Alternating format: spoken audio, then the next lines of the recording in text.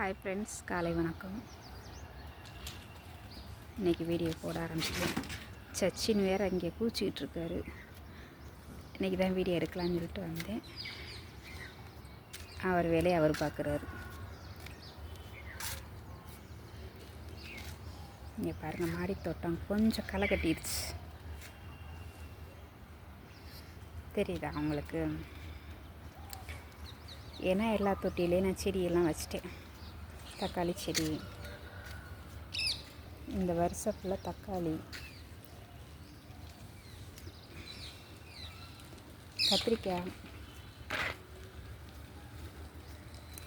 எல்லா தொட்டிக்கும் செடி வச்சோன்னு தான் ஒரு அழகே வந்திருக்கு.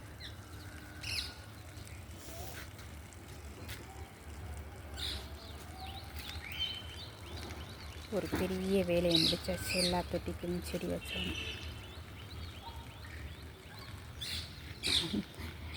இவர் தேடிக்கிட்டு இருக்கார் ஒவ்வொன்றா என்னங்கிற மாதிரி.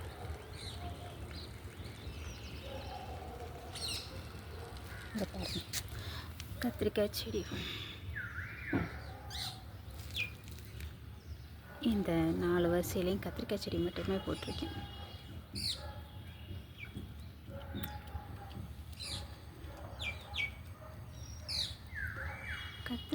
கத்திரிக்காய் செடிக்கு ஒரு டிப்ஸு சொல்லணும் அப்படிங்கிற மாதிரி சொன்னாங்க. உண்மையிலே உங்களுக்கு யாராவது பக்கத்தில் விவசாயம் பண்ணுறவங்க இல்லைன்னா எப்படியோ ஏதோ ஒரு விதத்தில் விவசாயம் பண்ணுறவங்க யாராவது தெரிஞ்சுருந்தாங்கன்னா இந்த கத்திரிக்காய் செடி பதியம் போட்டு வைப்பாங்கள்ல, அந்த மாதிரி இருக்கவங்ககிட்ட வாங்கிருங்க. இதெல்லாம் எனக்கு நாத்தா தான் கிடச்சிச்சு.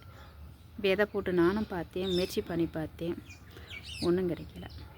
அப்புறம் ஒருத்தர்கிட்ட நான் கேட்டிருந்தேன், எனக்கு இந்த மாதிரி கத்திரிக்காய் செடி, தக்காளி செடி, மிளகா செடிலாம் பதியம் வச்சு நீங்கள் நாத்தாவே கொடுப்பீங்களா அப்படின்னு கேட்டானா அவர் கொடுத்தாரு. அதுக்கப்புறம் தான் வரிசை அப்படியே வச்சு விட்ருக்கேன். ஆனால் உண்மையிலே விவசாயிகளுக்கெல்லாம் பெரிய ஒரு சல்யூட் அடிக்கணும். எவ்வளோ ஒரு கஷ்டமான விஷயம் தெரியுமா அதெல்லாம் அப்படிங்கிற மாதிரி நம்மளுக்கே உணரும். ஒரு சின்ன ஒரு விதை போட்டு நம்மளால் இந்த மண்ணில் முளைக்க வைக்க முடியல. அவங்க நிறைய மெத்தட் வச்சு நான் கதையாக சொல்கிறேன். இங்கே பாருங்க, பக்கத்தில் உட்காந்துட்டு கதை கேட்டுக்கிட்டு இருக்காரு. ஏய், இங்கே பாருங்க. என்னப்பா நான் கதை சொல்லிகிட்டு இருக்கேனா? என்ன லுக் எங்கேயோ போகுது. அங்கிட்ட அணில் உட்காந்துருக்கு, அதை பார்த்துக்கிட்டு இருக்காரு. அதான் ஃப்ரெண்ட்ஸ், நீங்கள் உங்களுக்கு தெரிஞ்சவங்க யாராவது விவசாயம் பண்ணுறவங்ககிட்ட கேட்டு பாருங்கள். உங்களுக்கு செடி இந்த மாதிரி பதியம் வச்சு அவங்களே கொடுத்துட்டாங்கன்னா ரொம்ப சந்தோஷம். அப்படி தான் நான் வாங்கி வச்சுருக்கேன். நான் விதை போட்டு முளைக்க வைக்கிறதுக்கு எனக்கு தெரியல, ஒன்றுமே தெரியல.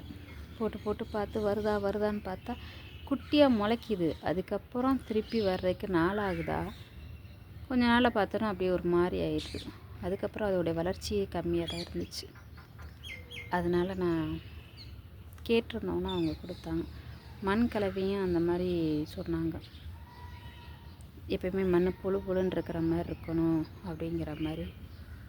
ரொம்ப ஹார்டாக இருக்குது அப்படின்னா செம்மண் மட்டும் இருந்துச்சுன்னா அது விதை வெளியே வராது அப்படிங்கிற மாதிரிலாம். இவரை பார்த்துக்கிட்டே கதை சொல்லலாம் அவங்கள. அங்கே அணில் தான் இருக்குது. நான் பறவையெல்லாம் இறங்கலை, இனிமேல் வருவாங்க. இவங்களை வளர்க்குறது ஒரு இது. எங்கே போனாலும் தான் கூட ஒரு துறைக்கு பெரிய ஆள் மாதிரி உட்காந்துருக்கா. என்னப்பாச்சு அந்த கால் சிட்டிங்கே ஒரு மாதிரியா இருக்கே, இதான் அடி விழுந்துருச்சா?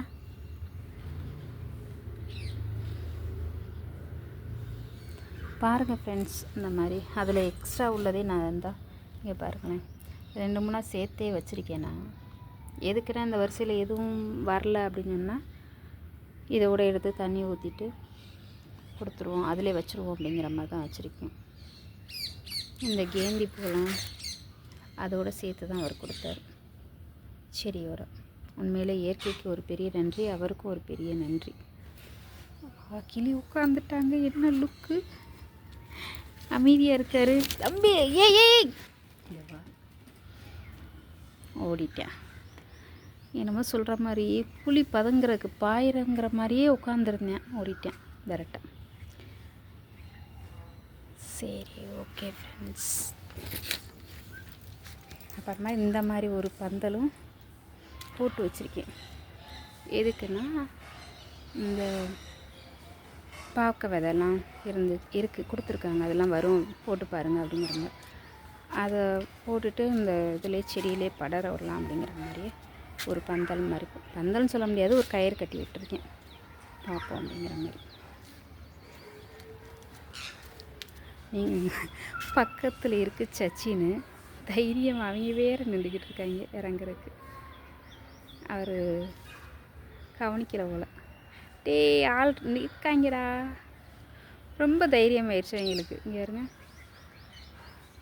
ஏ வாடா. பாருங்க ஃப்ரெண்ட்ஸ், எவ்வளோ கிளி வந்திருக்குன்னு. அவனோட லுக்கை பாரு, என்ன ஒரு சேட்டை. சரி, ஓகே ஃப்ரெண்ட்ஸ், இதெல்லாம் நான் போட்ட விதை தான். இது வந்துருச்சு. இந்த தக்காளி இதில் வந்து பூ பூத்துருக்கு பாருங்கள், பூ பூத்துருக்காங்க. ஆனால் கத்திரி எனக்கு வரவே இல்லை. இங்கே பக்கத்தில் அந்த விவசாயம் பண்ணுறவர்கிட்ட கேட்டோன்னே எனக்கு, அவர் போடுறக்காண்டி வச்சுருந்தாரா மொத்தமாக வச்சுருந்தாரா எனக்கு என்னன்னு தெரியல, உடனே எனக்கு கொடுத்துட்டாரு.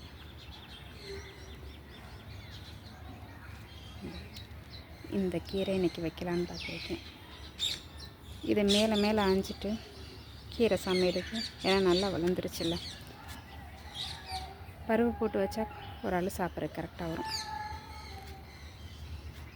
ஓகே ஃப்ரெண்ட்ஸ், இந்த வரை கூட்டிகிட்டு போயிடுவோம். நின்றுக்கிட்டு இருக்கார் தலைவர். இவர் இறங்கினா தான் மற்ற பறவைகள்லாம் வந்து இறங்குங்க. இதுதான் என்னுடைய மாடி தோட்டத்தோடைய சீக்ரெட்டு. இவங்களும் பூ பூக்க வந்துட்டாங்க. இதெல்லாம் ஈஸியாக வந்துடுது செடியெல்லாம். எனக்கு இந்த காய்கறி தோட்டம் தான் என்ன பண்ணுறது, எங்கேயும் வச்சுருக்கேன் பாருங்க.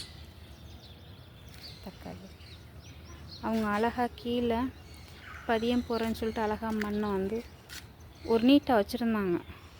செடி வளர்க்குறத அப்படியே பார்க்கும் போதே அழகாக இருந்துச்சு. ஒவ்வொன்றா தூக்கி ஒவ்வொரு செடிக்கும் பாருங்கள், எல்லா தொட்டிக்கும் வச்சுட்டேன் நான், ஒன்று விடாமல் பாக்கி. இப்போ கடைசியில் தொட்டி நிறையா இருந்த மாதிரி இருந்துச்சு. செடி இப்போ நிறையா வந்தோன்னா தொட்டி கம்மியாக இருக்கிற மாதிரி இருக்குது எனக்கு. இன்னும் ஒரு 10 செடிக்கு தொட்டி கிடச்சா கூட செடியை ஊண்டிடலாம். எக்ஸ்ட்ராவே எனக்கு செடி நிறையா தான் இருக்குது. ஒவ்வொரு சில தொட்டியிலேருந்து 2 கூட ஊண்டி வச்சுருக்கேன் நான்.